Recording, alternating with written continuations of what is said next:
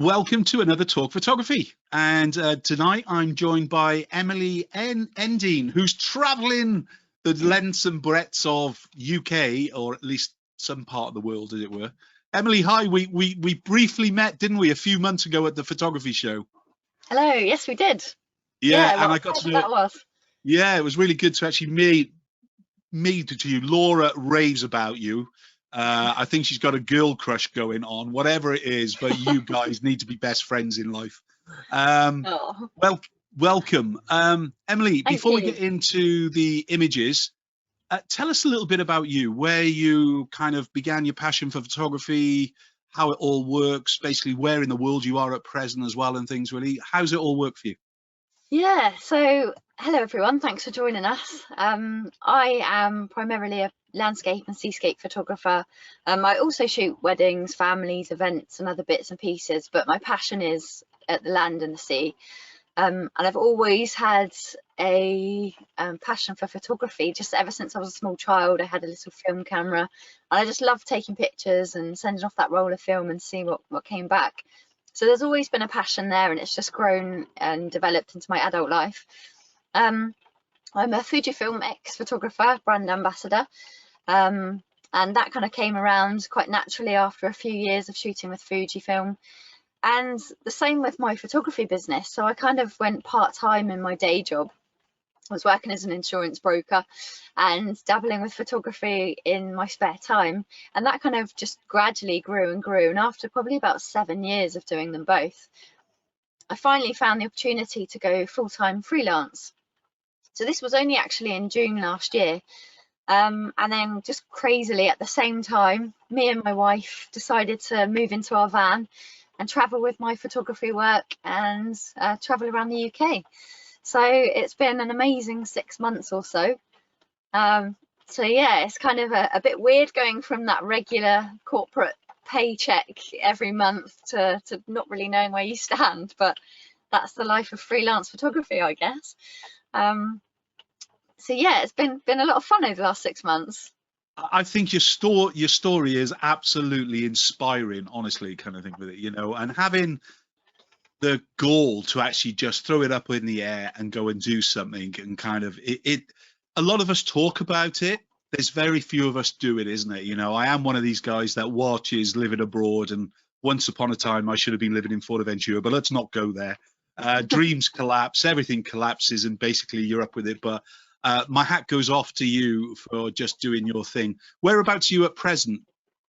So at the moment we are in Bournemouth. So Bournemouth is our home, that's where our families are, and we've travelled around the UK quite a lot, but we've kind of always come back here and like treated this as our base. So yeah, we've been local to Bournemouth for some of the winter because I'm teaching workshops around here. So it's been a good place to be for that reason. Does that mean you get to live in the warm, or you still get to live in the van? No, we're still in the van. So yeah, I'm not gonna lie, I found the winter quite hard when it's been freezing temperatures and there's been frost on the inside of the windows. It's been quite hard. We've got heating, but yeah, I'm not gonna lie, summer's much better. Oh yeah, kind of thing with it. So Yeah. have you been up north recently? Where's the best place you've been to in the past kind of 3-6 months? Anywhere specific? Yeah, so there was some really unexpected places that I enjoyed, such as some spots of Somerset. It kind of we just travelled around without a plan, and there was places like Clevedon and Portishead and yeah, a few spots around there that were really, really nice at the end of summer. We did a few things and then started heading north, and we ended up in Scotland. And that was incredible. Obviously, every landscape photographer can appreciate the beauty of Scotland, but also it's quite brutal, isn't it? The weather's quite harsh, and when you're in a van 24/7 and the winds are howling and rocking you, it can be quite hard. So yeah, we were up there for a few weeks, but we did end up cutting our trip slightly short because we were having a problem. We were on Skye and there was a storm, and we were coming down this mountain, and the wind was going up the mountain and it was trying to pull our skylight off, and it was rattling and being pulled up. So yeah, at that point we kind of took a bit of safety, and the locals were saying this is even harsher than usual, and the storms were just keep coming. There was like an afternoon's break before the next storm, so we quickly got off Skye and started heading back down. So yeah, unfortunately we didn't get to do the whole of the north coast, we just did the west, but there's plenty more time, so I'm sure we'll be back again. But Another yeah, excuse to go back, isn't it? Yeah, exactly. Maybe Yeah. when the weather's a bit kinder, maybe we'll do like summer or something. Were you in the van during all the extreme heat as well? Yeah, we moved into it during a heat wave actually. And you kind of take those things for granted when you're in a house. You can kind of take shelter from all those elements, can't you? But yeah, so in the van we just had the windows open all the time, and we've got a cat and a dog as well. So yeah, just trying to manage their heat was quite tricky. But yeah, elderly cat and dog, they're 13 and 15, so yeah, they're just happy traveling around in their retirement, to be honest. Oh, yeah. My dog would be your best friend as long as it's on a beach. It wants to swim 24/7. Oh, But anyway, nice. look, we got 8 photographs to have a look through anyway. We've got questions coming through already. So we'll start off with the first image. Shall I hand you the screen and then you can take control? So Yeah, perfect.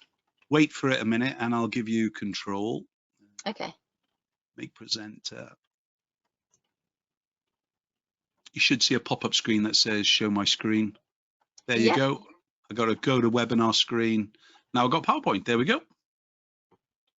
Well, great. So hopefully you can see the first image. I can. It's a pier. So this, yes, that's the one.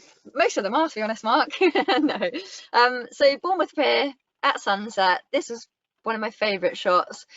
And this one's actually really old. So for me and probably many other photographers, your favourite work is normally your latest work, because it's where, you know, it's the freshest ideas, the most creative you are at that time.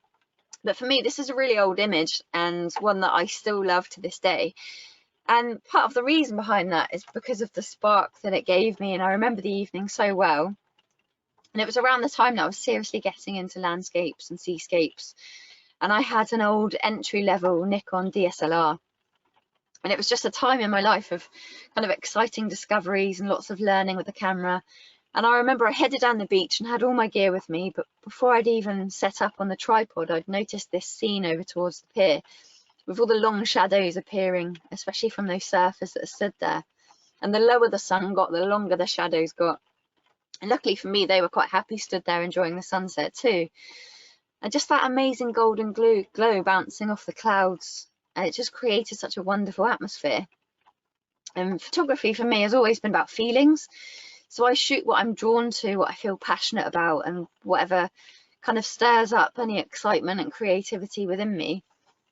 And I've always found that, and I'm sure many other people will agree, that, you know, if you shoot what you love, that passion will always come through. So this image, even though it's really old, it's such fond memories for me. And, you know, to take an image and then perhaps 6, 7, 8 years later on, and those thoughts and feelings still rush back to you, just reminds you how important photography is. And whether that be shooting professionally, shooting out in the landscape, or taking pictures of your family, there's always that special moment behind the image. Is photography good for your head game? Yeah, definitely. So for me, this was always my form of escapism. So working in an office 9 to 5, you know, I'd be planning whether I could get out for sunset. You know, in the winter you wouldn't really see sunrise and you wouldn't really see sunset because you're either on your way to work or you're in the office. So during those times, this was my ultimate escapism, just to get out in nature, just me and the camera, and just enjoy those moments. What naturally drags you? Is it surf or land? Where do you find yourself heading in your head? You know, where's your go-to place and things? Yeah, anywhere by the coast, to be honest. So yeah, I've been really lucky to live in Bournemouth. So we moved to Bournemouth when I was quite young. My mum's family are from Bournemouth as well, so that's why we moved here.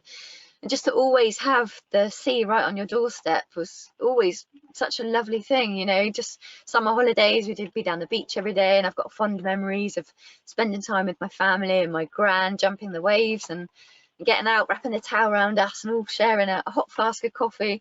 So that's those special memories. So I think I'm always drawn to the coast because it just feels so special to me.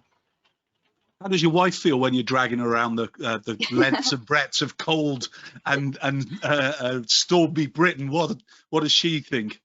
Yeah, well, she really enjoys it too. So we're both nature lovers. So it's really nice that we're both happy just being outside wherever. But also, we both love the ocean. And I think it was during the first lockdown, we actually started swimming every day as well. So, I mean, Carol never used to really swim, wasn't a very confident swimmer, but we started going in the ocean every day and I gave her a few tips and we'd just be, just mucking around, and she built this confidence out in the sea. So we started going in the sea every day. So it was really nice that we both had that passion too. Very good. So a couple of questions coming through. Where's your day start? Are you kind of an end of day photographer, or are you a beginning of the day photographer? Where do you find yourself? It's a good question, that is, by the way. Yeah, really good question. I think sunrise is my favorite because there's hardly anyone else around. So when you go out super early, it's dark and there might be a hint of colour coming up in the sky, and it's that excitement building, thinking what's going to happen with sunrise. And you can get out, whether it's down the beach or wherever, hardly anyone's around because it's early. And then when this magic happens in the sky and the sun comes up, it kind of feels like nature's putting on a show just for you. It does feel really, really special. I mean, sunset's great as well, but I think sunrise has that more magical feel around it, just because it's hardly anyone's out at the crack of dawn, really. Another question. How much planning do you take for your shots? Yeah, so I think more so when I used to be at work all week and I'd have the weekends to go out and shoot, I would really plan where I was going and what I was doing, and everything would be planned in that respect, and I'd know where the sun was going to come up. I'd check my weather app so I know what conditions I'd be expecting, so where's best to be. So I'd plan it to that extent. But I think once you're out there, you kind of have to give a little room just to follow your eye and see what happens, because I wouldn't plan that one particular shot too much, because if you're stood there and you're set up on your tripod and you're just waiting for this one shot, if that doesn't pay off and you've missed some amazing colour behind you or something like that, I think you just have to keep on your toes and think on your feet sometimes. So there's definitely elements of planning. I think now that I'm more freelance and I can go out much more often, sometimes I hardly plan it at all, and I just park up near the beach, get up super early and just head down there with my camera and just see what happens. Because sometimes it's those fleeting moments that happen around you that are the most exciting ones as well. Another question coming through. Do you submit to photo libraries, and if so, any advice? No, I haven't submitted to any photo libraries. Is that like stock images or? Yeah, I think that's Yeah. all about. No, I haven't before. I have considered it a few times, but I've never actually got myself into gear and sorted anything out. So that is something that I would consider, though. Yep. Okay. Good. Yeah. What is the one weather app that you couldn't do without? There's actually three people asked almost the same question at the same time. Oh, really? Yeah. So very well done on that one. Yeah, that is a super important one. So I've got a weather app called Clear Outside. And what I like about that is because you can see the different types of cloud. So it will show you low, medium and high cloud and how much percentage of that cloud there's going to be. So you kind of get a feel for, if it's going to be a lot of high cloud, you might get a lot more colour, like the reds and pinks reflected really high up. Or if it's medium to low cloud, if there's a nice big gap, you might get that lovely golden light that comes from the sun. It might reflect through those and bounce off and give you some nice golden tones. So it kind of comes with experience of just being out and about and figuring out how that all kind of interprets into what shot you want to get. But yeah, so Clear Outside is great for weather. I use Magic Seaweed for any sea shots, just thinking about tides, thinking about swell. Oh, and also the Met Office is quite a good one to check for the weather, because I don't know about you guys, but I find no weather app is 100% right. I think that's impossible. So all you can do is check a couple and hope for the best. Very good. Should we go on to the next image? Yeah, certainly. So the next image, so everyone's seen this one, just the surfer at the shoreline at this is Boscombe Beach, and I just love it when the conditions are like this. So again, super early in the morning, and it's those really soft pastel tones at the start of the day. So you can see there's like a really gentle mist. So it could have been partly sea spray because the sea was really rough, but also a nice gentle mist in the air as well. So it's kind of a nice combination. As the seas are incredibly rough, there's lots of surfers heading out there to enjoy the conditions, and I just love capturing moments like this because it is those fleeting moments that are over so quickly, just like the first image as well with the surfers stood there. Sometimes you need to be off your tripod and shooting much quicker just to be ready for the action and not miss the shot. So as much as I've always got my kit bag with me with everything in there, from my body to my lenses to my filters and tripod, the tripod's always with me, but occasionally if the light's good enough and you can shoot a bit quicker, just looking around for moments like this, it's really important to have the camera handheld just so you can react quickly. Do you use anything specific to protect the camera on days like this?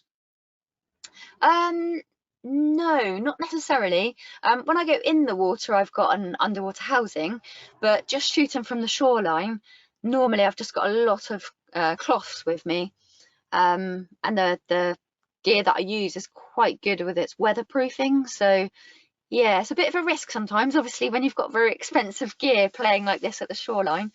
But yeah, I think I've just been quite lucky that I haven't had any major incidents. How difficult is it to dry the equipment when you're in the van all the time and things, really, especially when you're on about, kind of the trips in stormy weather and things? Is it difficult to dry out the kit? Yeah, it's really difficult. So in the summer is absolutely fine because it turns into a bit of a greenhouse, so it gets really warm in here. So you can have everything hung up and it dries really quickly. But when it comes to the winter, obviously if I'm going out in the sea and I'm shooting the surf like that, then I'd want to be wearing a wetsuit and boots, but that's impossible to dry in here. And then with my tripod, if you've got sand on it from the shoreline, I normally just rinse that with fresh water, just leave it on the side in the van, and that dries quite quickly. But yeah, in the winter it's really difficult to try and get everything dry. Is it a headache when you try and change lens, even if you've been back for an hour or so, or is there humidity? Because obviously when you take off a lens, if you're using interchangeable bodies, you can get the condensation inside. Is that something that you have issues with, or? Well, out and about or in the van? Either, really. Is there anything that you do as a kind of a trick that to kind of avoid these things? Yeah, so in the van it's perfectly fine. Out and about, when the conditions are like this, in this image, for example, where you can obviously tell there's a lot of moisture in the air from the mist and the sea spray, I wouldn't generally try and change my lens right at the shoreline. I'd probably just back up completely back on the beach and try and create a bit of shelter with my back or my arms or my bag, or something just to try and be a bit safer.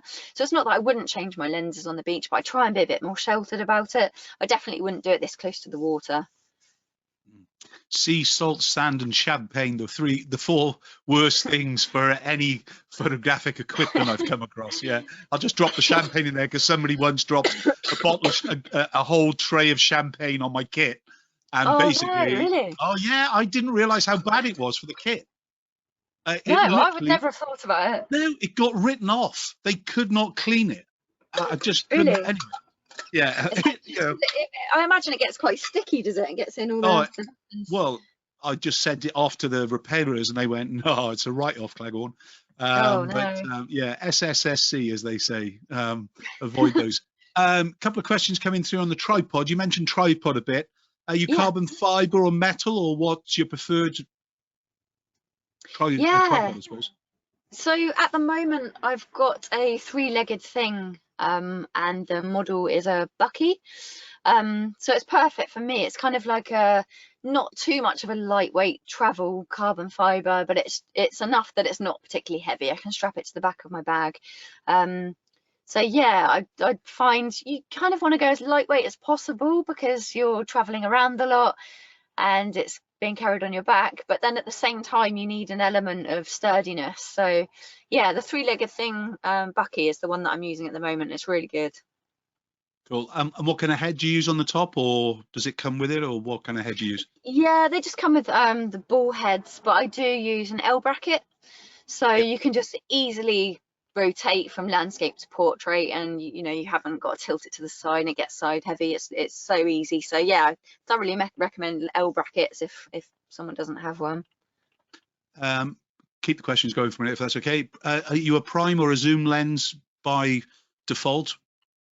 So at the moment I'm finding I'm shooting quite a lot on my 16-80, which is my kit lens on my Fujifilm X-T5. So I really enjoy that at the shoreline. When I'm in the water with my underwater housing, I like a 60mm macro because I love the being able to get up close to the water. But also I love my 35mm lens as well. So it's a bit of a varied kit bag, to be honest. And I've also got the 55-200 for when you want that bit of extra reach. So yeah, a bit of everything. Okay. What about charging batteries when you're away for a length of time? Is the question. Yeah. So when I had the Fujifilm X-T3, I had like 4 batteries. And I'd be constantly charging, but with the X-T5 the batteries do last a little bit longer, so I've got 2 of those. And in the van we are powered by solar, so providing we've got sunny days I can charge everything. If it's cloudy days, it's either running the engine or waiting till you go around a lovely family or friend's house where you can get your batteries charged. So yeah, it's a bit of a mixed bag, to be honest. Okay. Any gear you could not be without at present? Yeah, definitely. I think because the X-T5 is quite new, so I used to shoot a lot with I had a 40mm prime and the 18-55 kit lens, and it's the 16-80 that I'm really enjoying at the moment. So yeah, I'm using the 16-80 quite a lot, so that's probably my go-to piece of kit at the moment. Okay. Are you a Lightroom user, or do you use something else? Yeah, so Lightroom is what I use. So I'm not very technically minded, so I quite like keeping it simple. I love Lightroom just because it's so easy, isn't it, with all the sliders down the side, and it kind of does everything I need it to do, and I don't spend that long editing an image. So this image, for example, I think I probably spent about 2 minutes on it. So I highlighted him stood there and made him a bit sharper in the image, let the rest kind of lose its clarity because it's such a misty, lovely day. So I probably spent about 2 minutes editing in Lightroom. I'll pop it into Photoshop if I need to clone out any dust spots or anything like that, just because it's a bit more intuitive, but then I'll pop it straight back into Lightroom. So yeah, I keep it quite simple. Cool. Somebody's looking to start a project on the sea, but it's at their own expense. I don't know what the question is, but that's what they've put. Right. How should we interpret that? Unless they follow it up with another thing in a minute. Well, I guess that's similar. I started a project in the summer called People of the Ocean, and I was photographing out in the sea all the people that I'd met over the last couple of years, people that I'd made friends with, that I just met just from going down to the water and swimming every day. So I decided to tell their story, you know, give a little bit of information about why they swam, what health benefits or mental health benefits they got out of it. So yeah, I had a project where I would go down the sea and I'd photograph different people, and then once it got some traction, I had a few messages online from other people saying they'd love to get involved. So yeah, there's a blog on my website, and that's so that was a project that I did just off my own back, just I guess a passion project. So if you have something like that, then you kind of want to get involved. But I wanted to take that around the UK, but that's not really spread that far yet, but there's always opportunity. So yeah, I don't know if that's similar to what the person's asking. It's a bit open-ended, that is, so if they come back with something else, we'll kind of look at it and things really. Okay. A couple more questions, but one just come through on what's your thoughts on removing the post in the middle of the image? Yeah, so I don't tend to remove many objects from my images. If there was the odd thing that I thought was you know, a bit of a pain as to where it was positioned, I would remove it. And funnily enough, now you've pointed out that post, now I think it is kind of standing out, and yeah, I'd be intrigued actually to take it away and see what that looked like. But yeah, I'm not really a huge fan of removing things that are out in the landscape just because it's there anyway. It was part of the image at that time. I think But yeah, I think guess. sorry, go on. Sorry, I was just gonna say, I guess if you're entering a competition or something like that and you wanted it to look perfect, then yeah, I would more consider it at that point. Yeah. I think beauty's always in the eye of the beholder anyway, and we all look at Yeah. things and we all go, or I would do this, or I would do that, and that's the great thing. I would say that if he'd walked another pace and he hid the post, the red Oh on yeah. top of his head would be even worse. That would be Yeah. something then you would clone out, wouldn't it? Because you'd Oh see yeah, the beacon definitely. on his head no matter what with it and things really. But again, Yeah. beauty is in the eye of the beholder, and if it's right for you to remove it, remove things. Cropping's the Yeah, same. there's no right or wrong, is there? And like you say, I No, think none. we all have a different vision as well. So we'd all shoot something differently, we'd all edit something differently, and yeah, likewise, we might remove something. But like you say, if he stepped further and that was pointing out of his head, I would have 100% immediately removed that. Yeah, cool. Yeah. Next image, please. Okay, so on to the next one. So this was at Clevedon. So I touched on that we visited there. This was taken towards the end of the summer, and like I say, it was during a time when we were traveling around Somerset in our van, and we visited some really nice locations. And I'd obviously been to Somerset before, but there's parts of Somerset that I'd never visited, and one of those was Clevedon. So we'd got there during the day and we'd been swimming in the marine lake, but the light was really flat and it was quite a grey day. And luckily our van was parked up literally 5 minutes from the marine lake. And I remember we were having something to eat and just seeing out the window, the sky was catching my eye and just this slight hint of colour started appearing. So I remember thinking, oh, there must be a break on the horizon. There must be, gap for that sun to be reflecting something through. So at that point, we just finished what we were eating and just legged it back to the water's edge. And this time I had my camera, my tripod and my filters ready with me just to set up on the side here just to see what was going to happen. And the sky was absolutely magical and there were so many people stood around just in awe, just taking it all in as well. And I think what I'm trying to say, I guess, is photography isn't just about the end image. It's about the memory and the feelings of that moment too. And for me, we left Bournemouth and we travelled around the UK probably for about 8 weeks. And staying in at each place probably one day, sometimes 2 days if I wanted to, spend a little more time looking around. But capturing images like this on our travels just reminds me what an exciting thing we're doing. And I think it's a good thing because it especially reminds me on these cold, wet days when I think, what are we doing? And have we made the right decision? And then remembering all of the great times that we had for those few weeks towards the end of the summer, it just reminds me what an amazing choice we've made to live this way and just to experience these things. So I can't wait for spring and summer again, just to get some more adventures in. But yeah, as we approached this spot, I had visualized the shot I wanted. So to a certain extent, I do plan because I can kind of see in my mind's eye what I want to shoot. So I wanted to extend the shutter time and I wanted to smooth out that water to get all the lovely colour reflected. So I put on my filters and I went for a 40-second exposure here. So I wanted that water to be super smooth, and it's made the image very, very sharp and I think very clean, and just having a nice leading line of the edge of that concrete edge coming at the corner of the image, and then you've got these steps taking you down into the water and then the sun beyond and all the color. So yeah, this kind of image was planned to a certain extent, but sometimes I can walk up to a spot, decide on my composition, and I've kind of visualized in my head what I want to capture. There's loads and loads of questions coming in on filters. Okay. Probably let's do those now. So are you a Yeah. big stopper lover? Was the first one we had through. Yeah, Always definitely. sounds so wrong when they put it like that.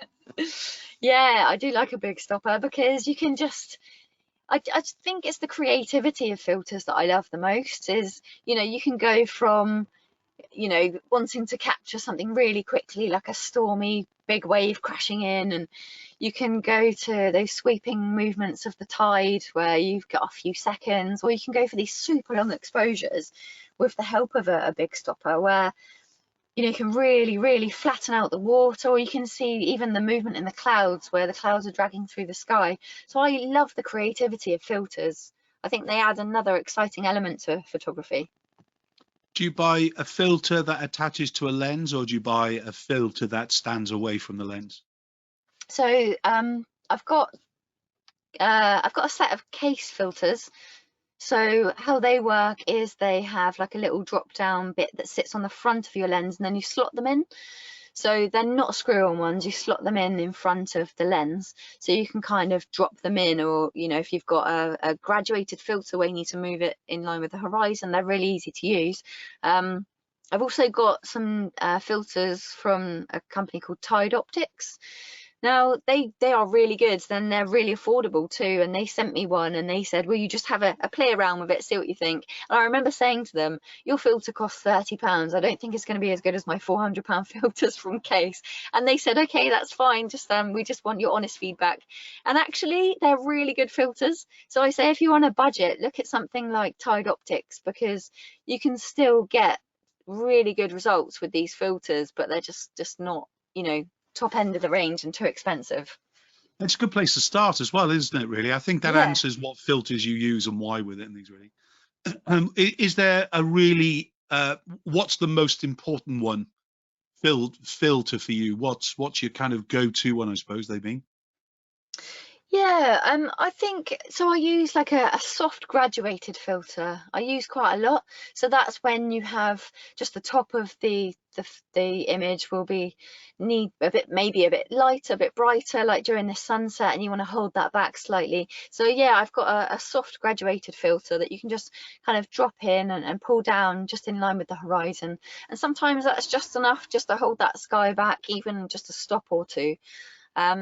And I think, you know, cameras have such a good dynamic range now, and there's so much you can do in post-processing, like in Lightroom as well. But there's something for me that I still really enjoy using filters, that you can get that result straight away in your image in camera. Preferred aperture when you're working with filters? So I love being around about f11, f13. I try and just do what I need to do with the light. So yeah, I'd say my favourite aperture is f11, but at the same time, it depends on, you know, the light that's coming in and what you need to balance, especially if you're using filters, because if you're tricking the camera that it's darker than it is to get your extended shutter speed, you know, how long do you want that shutter open for? Because then that's going to dictate what other settings you need to set up to go with the exposure triangle and get them all to work together. So I think it's such a fluid thing, isn't it, thinking about settings and what you need in that moment. Are you a manual photographer or an automatic settings? How does it work for you? Yeah, so I shoot 100% manually. Apart from I do use autofocus, so I will just, you know, choose something, either a third into the frame or whatever static in my frame to focus on. But as for all the other settings, I'm completely manual, because I want to control how much light's coming in, and I want to control what the end image looks like, completely 100%. So I don't want the camera choosing anything for me. Cool. Next image, shall we? Yeah, sure. So this next image was a sunrise out in the ocean. So like I touched on, when lockdown hit, I started swimming daily.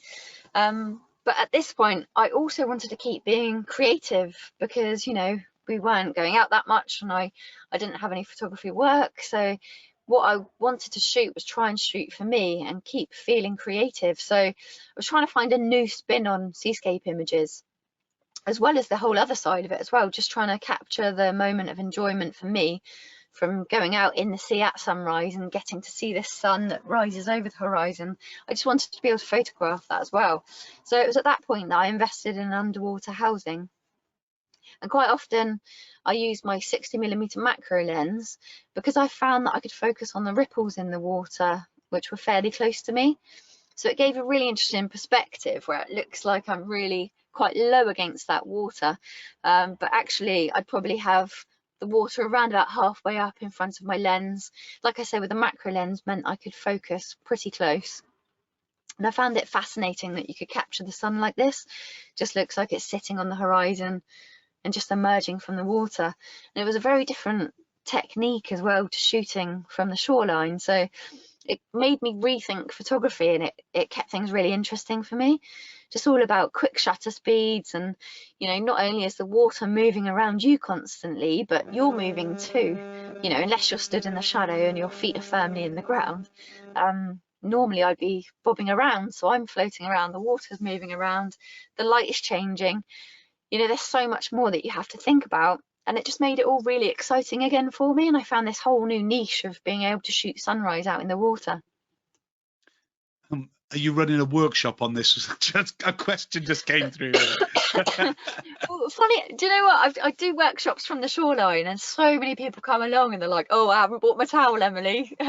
So nobody's really wanted to get involved with workshops in the water, but I'd be well up for that. So yeah, I do bespoke one-to-one workshops. So if anyone's interested in this and they want to come visit me and go out in the water, please do drop me a message, because I'd love to do that. I'd love to share this passion and get someone out in the water with me. Somebody's saying it looks like a Star Wars film set. Oh, really? Yeah. As a Star Wars fan, nice. That's a big compliment, that is, kind of thing, Another one says, "Where's the missing Lego piece?" I know what you mean. I've been doing Lego photography with my grandsons. Have you? And basically, I'm sure it's not one of my mates, but yeah, it just looks like there's a Lego piece about to appear. I love it, kind of thing. Yeah, okay. I used to do a lot of that as well, actually. I'd go down the beach with some little Lego figures and set up a scene. Yeah, I used to be really into that. We found a free little computer light. I'm not sure if you can see this on screen, but kind of was sent. It's a promotional gimmick. So I was teaching the 4-year-olds about lighting the Lego man. So one of them holds it, the other one takes the photograph and things. Really, okay, they're on smartphones and things. Yeah. Anyway, right, back to you again. Coloring, the kind of colors that we're seeing. Is this a natural color, or are you adding color? How does it work? Yes, this is a natural color. So something that as we all know, going out for every sunrise and sunset, they're all so different, and all the colors that come through are different every single day. So what I found shooting out in the water like this was, the exact same thing. And some mornings, as the sun came up and came over the horizon, straight away it was too bright and you couldn't carry on shooting. And so I wouldn't really get images like this. But then some mornings you'd have this nice hazy cloud that would seem to hold the sun back just enough that you could see the sun, but then at the same time it held back that brightness and gave it more of that orangey kind of yellowy feel. So yeah, the colours that I shoot are completely natural. Like I said, I keep it quite simple in Lightroom and don't overcook anything. So yeah, these colours are completely natural, and on mornings like this, it was so exciting just to be able to shoot an out of focus sun, just focus on that ripple and have all the lovely colours that were, kind of out of focus in the background. Yeah. How do you expose for a shot like this? Yeah, so generally I'll try and underexpose it, because as we all know, if you overexpose something and you get any blown out areas, then you've lost the data. So if I try and underexpose, at least those darker areas I can generally bring up. So if anything, I might bring up the shadows a little bit, or if it's particularly dark, try and bring up the exposure in Lightroom. But again, that could blow out the sun just by bringing that up a little bit too much. So I generally try and just underexpose just enough. Good. Next image, shall we? Yeah, so next one. So this is taking that underwater housing out into the sea to shoot the surf. And this was a shot that I actually took this autumn, just gone. So my go-to setup in this, like I say, was usually the X-T3 and a 60mm macro lens, but yeah, just recently moved to the X-T5. So because I've not been in the water that much this winter, I've not had really enough practice with it, so I'm looking forward to once it starts warming up again. So this was actually taken on the X-T3. So for this, like I say, I usually go for the 60mm macro, but in this instant I knew it was going to be quite big waves and I really wanted to mix it up and go for a wider frame. So at that point I had the kit lens, the 18 to 55, so I thought I'd just put that on in my underwater housing just to get that wider perspective. And as you've got this wall of water coming at you, it does look much bigger than with the 60mm macro, just because the whole perspective's changed. So I really loved how big this made the wave look. And honestly, that wave was really big, because shortly afterwards that wave did take me out, but it was so worth it for the shot. So quite often, if the swell was going to be big, I always find the end of summer, autumn, when the swell's picking up again, that is the best time to be out in the water shooting like this, because it's not cold, the water's still quite warm. And I know we're in the UK, it's not like it's tropical temperatures, but it can be. I think we took the temperature gauge in, and it's probably about 17 degrees, so it's a lovely temperature that time of year. So yeah, I just love shots like this, and getting familiar with all the surfers that are out at the beach as well, and they love it. So I've made friends with a few of them. Quite often I'll get a WhatsApp, we're heading out today, the swell's looking good, do you want to come down with your camera? So yeah, quite often I'll be bobbing around where they're surfing past me, which can be quite scary actually when they're coming in super fast. You just hope that you're not in the way. Any advice on buying an underwater housing? Yeah, so I'd always say have a look at what you can afford, because so what I did first of all was I looked at this. I think it was about £50, and it was, you get those like Ziploc bags for your phones. It was that kind of thing, but a bit more sturdy, for mirrorless cameras. And I used that, and it was really good, and I used it about 5 or 6 times, and then it started fogging up, and once that had happened, it happened every time. So if you're looking down the budget end, then it might not be the best quality. But then looking at the other end of the scale, you've got like the brands like Aquatech that could be £1,500, and that might not necessarily be so affordable. So I went kind of middle of the road in the end, and I purchased the Sea Frogs housing, and I think that ended up costing me about £500. And that's dedicated for your camera though. So obviously now I've upgraded, I've had to look at something else. So I have bought a universal housing, which again, probably about £500, I think. It's called G-Dome. So I've used it once or twice, but like I say, it's a bit cold and I've not been out that much at the moment. So yeah, I'm looking forward to it warming up. So yeah, if you're looking at underwater housings and you think you want to give this a go, definitely think about your budget, because if you can afford to go the higher end of the range, you're going to get better quality, but you might do that and then find you don't really use it, and it could have been a waste of money. So yeah, there's something to suit every budget. There's a couple of questions come through on the zip bag kind of style. Yeah. Can you just explain that? I am trying to find it online, and I know exactly what you're on about. Is it a good place to start, or is it a complete waste of money? I think that's the question coming through. Yeah, I thought it was good, but like I say, after a point it did fog up. But I think that's because it was getting colder, so obviously the air temperature was different to the sea temperature. So as you're going from underwater to over and the temperature change, the bags, they just end up fogging up. So I wouldn't say they're amazing, and you definitely won't want to risk having a super expensive camera in it. I think at that point I had the XT3 and the XT2, and I just really took the XT2 out in it.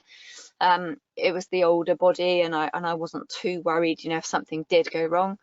But yeah, they're okay. I mean, if you're just going to perhaps take photos on the top of the water but you're not going to submerge it, then that's absolutely fine. It's just more that risk when you're going to submerge it in the water, really. Again, if you're going to wrap something in 100 quid and it cost you £2,000, you're going to be a bit sick if you get any real issues with it. Yeah, I'd hire as well if you're really thinking about doing it. When I was doing my diving things, I basically just bought a kit. I think it was Sea Life at the time, a long time ago. But I bought a kind of a kit with camera and body and casing and flashes and everything else with it and things really. and I think that cost me about 500 quid. So instead of sticking my DSLR in it, I went, okay, if I'm enjoying this in a few years' time, then or a few months' time, I can invest the bigger money, but I don't want to risk the DSLR kind of costing. But That's the thing, isn't it? Yeah. Yeah, it's huge. And the good news about it, though, you'll probably only, if you bought something for 500 quid, a water housing, let's say, you'll sell it for 400 quid on eBay. So yeah. if you fall out of love with it, I would say don't be afraid of kind of getting rid of it. Don't let it sit in a cupboard. Don't let the rubber rot or dry out and things, really. But yeah, sorry, back to you, Emily. No, that's fine. I was also going to say as well, I've got a GoPro, and I'd thoroughly recommend if anyone wants to try out water photography, just playing around with a GoPro, because to be honest, they're so good these days. You can shoot in RAW, and the quality is much better than I remember. I had a GoPro years ago, and they were so much fun, but they were just quite poor quality, just JPEGs. But yeah, you can shoot in RAW now, so they're good fun if you want to get out in the water and just have a play around. Yeah, GoPros. Even your new iPhones can go in the water and things as well with it. As long as you swill it down when you're finished, you know, they can go down to X depth and things without any trouble. But as you were saying, if you're just going to stay on top or just submerge a little bit, as long as you're cleaning, especially if you're in sea, isn't it? As long as you're kind of getting rid of the salt, that is the absolutely key thing with it, because it kills everything. It will. And even the underwater housings, the first thing I do when I get out of the water is rinse it off. So whether that was when I was living in the house, I'd, you know, rinse it off in the bath as soon as I got home, or like the showers down the beach, I'll just give it a shower off, and I'll make sure it's dry before I take my camera out. So there is that process of just protecting your camera still as well. Yeah. I used to throw a couple of, you know, the dehumidifier little bags. The little silica bags. Yeah, whenever I used to store the camera, even for a day or two, I stick the silicone bags in there just to kind of gather as much of the moisture out of the closed housing as well with it and things, really, and that really worked well. But again, loads of money to spend. It's specialized kit, and you've really got to really want to do it and things, really. But yeah, exactly. Great. Yeah. Let's go to the next image, shall we? Yeah. So on to the next one. So this was taken at Sandbanks Beach. Again at sunset. I know I said I love sunrise, but quite a few of these are taken at sunset. The sky just was absolutely beautiful. It turned into this soft pastel pink. There wasn't very many clouds, but a bit of high cloud, so you know, it was all reflected up really softly. And I decided to just take this groin post and just really isolate it. So in front of this, where I'm stood in the image, you've got a lot of rocks, but this is the end of the rocky groin and it's fairly high tide. So I decided just to single this out and create a more minimal image. The sea was really calm that day, so I went through a 3-second exposure, which was enough to create this real clean, minimal scene. And this was taken, I think this was probably about half an hour after the sun had set. So this lovely colour was coming through and reflecting across the water. So I think just in respect of sunrise and sunset, I always feel like it's worth being there, you know, half an hour or 45 minutes before and half an hour or 45 minutes after, because, you know, not only have you got the amazing light and glow from golden hour, you've also got these really beautiful colours, and sometimes you don't know what's going to happen. You can get these soft pastels or you can get some fiery sky. So I always say to people, my top tip when it comes to landscape photography is make sure you're there early, make sure you stay late. It's all about the long game, because you don't want to miss something. You don't want to be back in the car heading home and then you see all these pinks appear. So yeah, I really love this one just because it's that minimal feel. It just makes me feel really peaceful.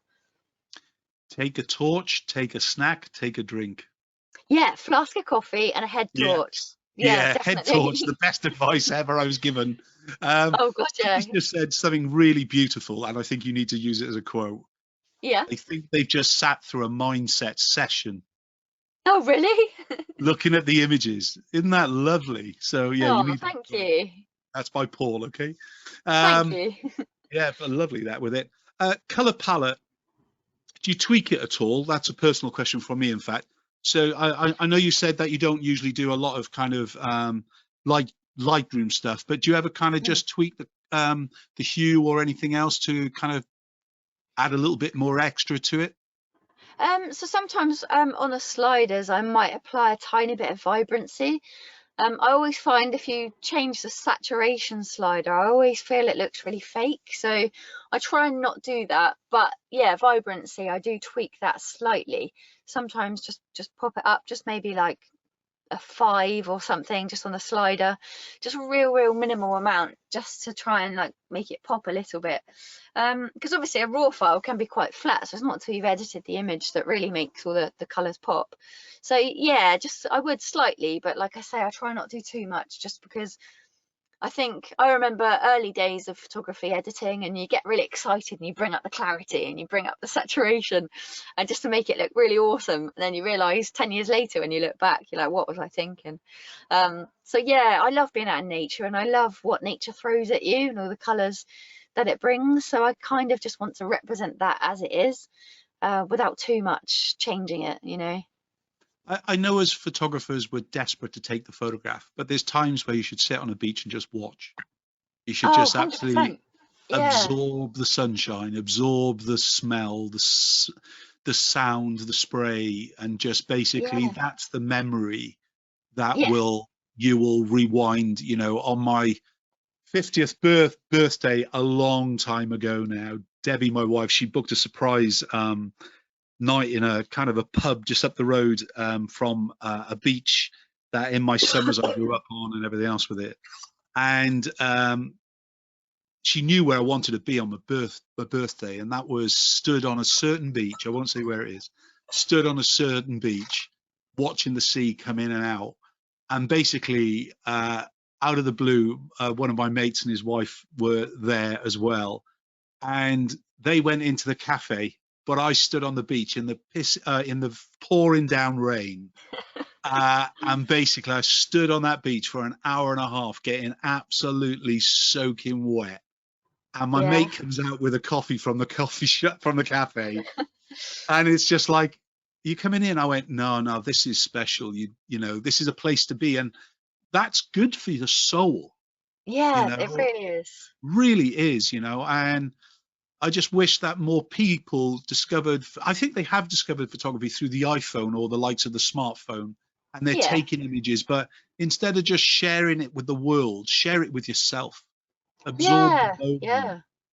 I think there's so much to enjoy. It kind of, that's why I love being by the ocean, especially. But I mean, it goes for any nature, but it kind of engulfs all of your senses.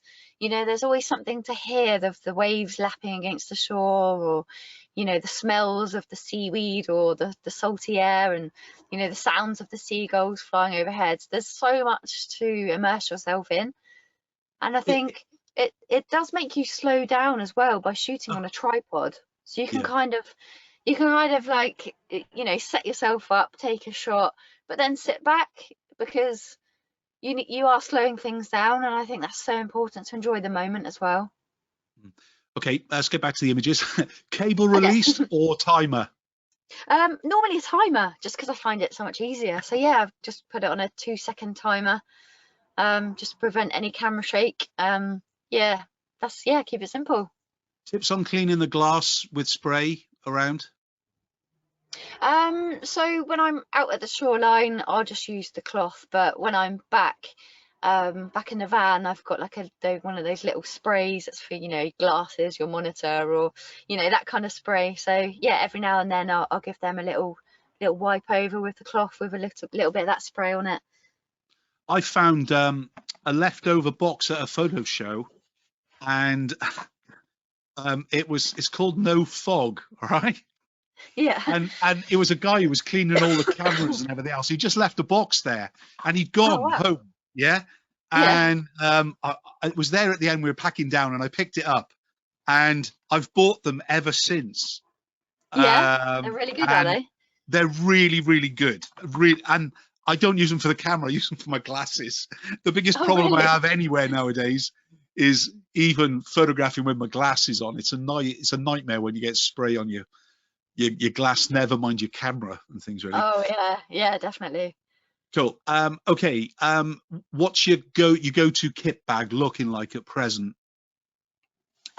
So in my bag I have it's quite a mess actually. So you get the bags and you put all your nice little compartments in, and it stays like that for a little while until you've been out and about and you've pulled everything about. So I've kind of got crammed in there my filter set. I've got my XT5 with the 16 to 80 and the L brackets on there permanently, because I'm always just either using it to carry it or just chucking it on the tripod. I've also got the 35mm, the 60mm, and the 55 to 200. So I've kind of like set myself up for every situation. And yeah, my tripod just hangs on the edge of my bag as well. But then there's like these side pockets that are crammed with spare batteries, cloths, memory cards, all the extra little bits that you need. That just, yeah, it's in a bit of a mess, to be honest with you. Could do with another tidy up. Couldn't we all? I won't show you my desk at present. Question about backing up when you're away for a period of time. Any advice? Yeah, so I always use external hard drives. So I have a case full of about 20 of them that I keep in my mum's loft. So because I just don't have the space for them in the van. So I've got 2 or 3 in the van that I just back things up regularly. So kind of my process, once I get in, I get the memory card out, I back the files up straight away on my laptop. Once they've been edited, I'll normally then just save that down into a whole folder of the raw files and the edited files, and I'll put them onto an external hard drive then at that point as a backup. So yeah, it's quite hard, isn't it? Because you just end up with, you think you're saving space just by having all these digital files, but actually once you've backed everything up and you've got all these hard drives, it's quite hard to store them. So yeah, I've got a lot of them. I'd personally, I'd invest into a cheap SmugMug basic site, because you can upload all JPEG and PNG and MP4, and you only pay for the basic site. It's not even a storage you're paying for. You can pay for storage on RAWs and everything else, but I wouldn't do that. I'd keep doing you that. But especially while you're away, I think it's about $100 a year. Okay, that's worth and $100 a then. year will allow you to upload from anywhere, basically, and you just take it all off site. So at least you would have a backup as well. I can't remember exactly how much. I'll have a look while we look at the next photograph now, but that's what I personally do. So even my iPhone backs up to it. Oh, right, okay. And so it naturally does it. As long as I'm in a Wi-Fi area, it literally has a hot folder it looks at, and it just uploads straight away. That sounds perfect. Yeah, well, again, it's just like anything. You've still got to manage everything, isn't it, of where it is. But by having somewhere to store stuff, I think that's where many photographers just don't think far enough ahead. And the great news about it is that anywhere in the world, wherever you are, you can access your images, and as long as you're using a good storage, data or whatever it is, you can find it. But I'll try and find that. Let's go to the next photograph. Is it? I've lost track of how many photographs we got left. Is that good? So we're on number 6. We got 2 more. Okay. Sorry, we're overrunning. All right, we'll skip on. So this one is this was taken at Southbourne Beach, which is another beach very close to where I am down on south in Bournemouth. And actually this one, I'd just taken delivery of my new XT5 that day, and I couldn't wait to get down the beach. And luckily the conditions were on my side, just offering up this lovely combination of clouds and this lovely gap to give us a nice sunburst at the last moment. And as it's probably clear by now, I just love playing with shutter speeds. And for this one, it was all about that sweeping tide and creating some wave trails. So I tend to hit the shutter either as the waves crash in or as they begin to drag out, and you get some lovely varying lines and textures.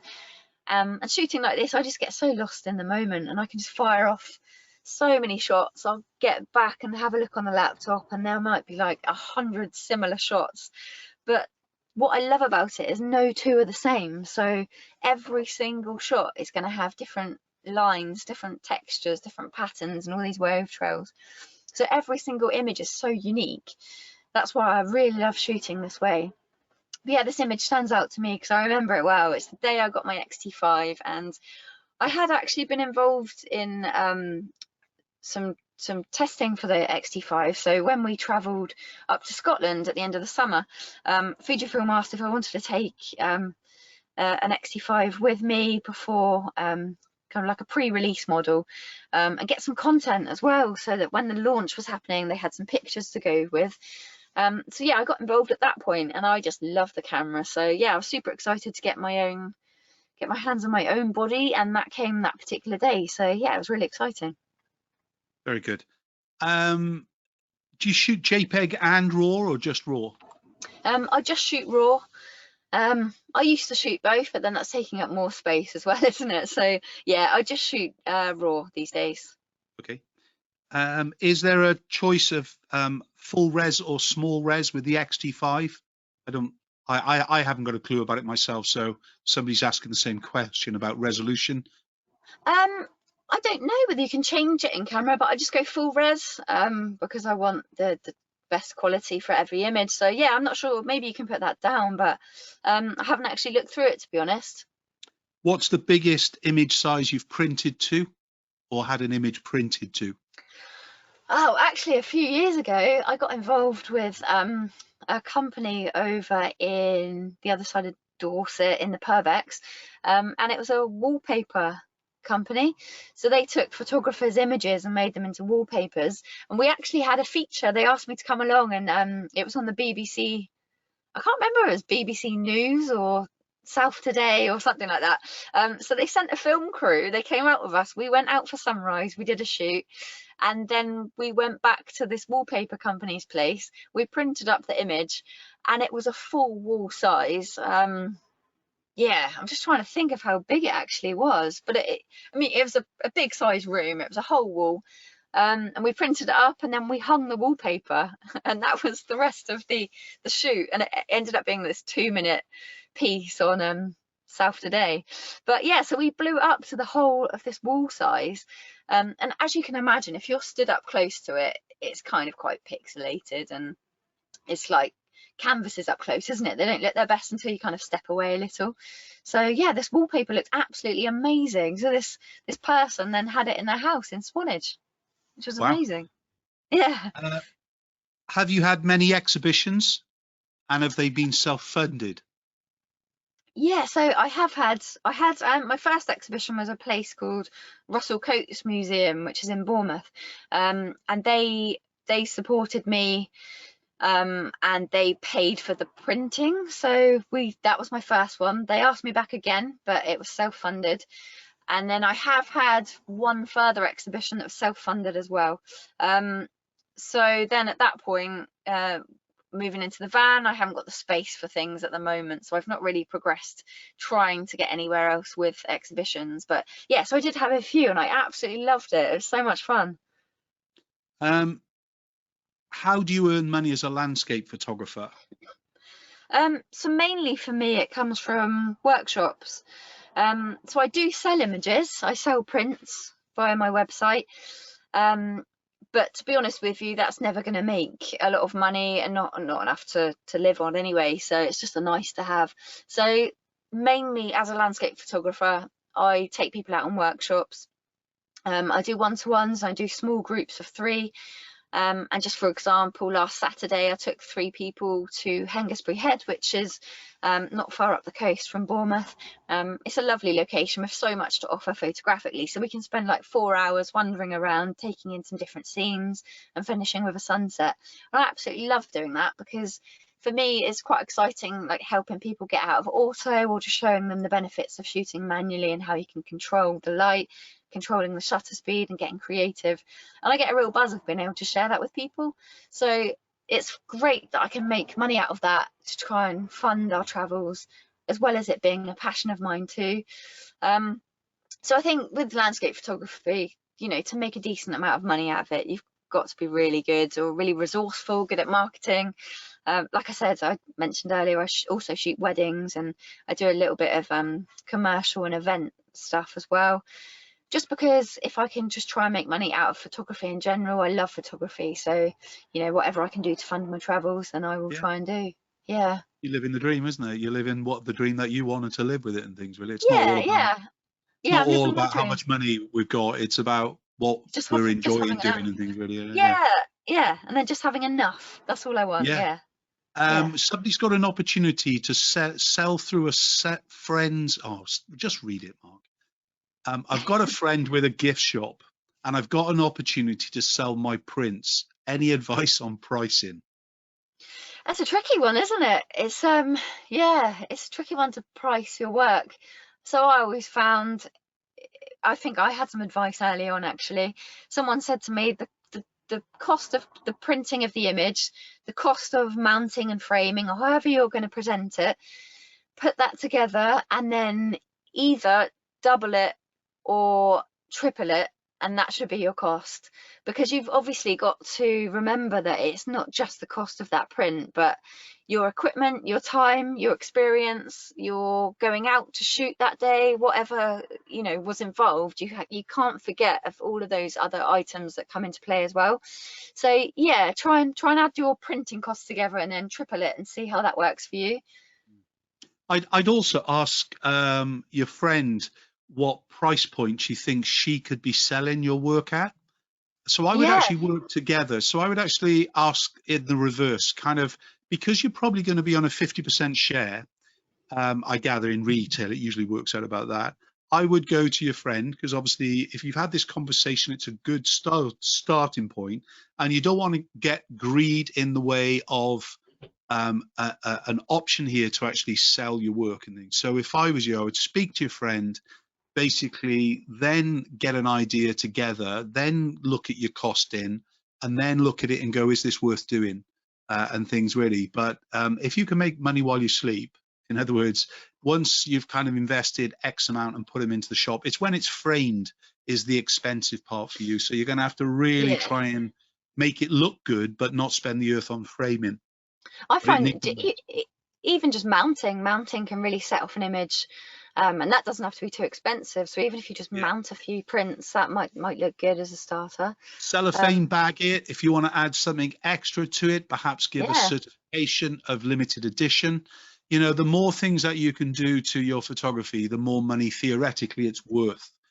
Something is only ever worth what somebody's willing to pay for it, and that's it. But that's reverse it. engineering with your friend, if she likes what you do, she's giving you an opportunity. Speak together and don't put greed before a kind of an opportunity and things. Really look at Dragon's Den as a perfect example for that. You know, but anyway, Yeah, and if it's a friend, like you say, you can have that conversation.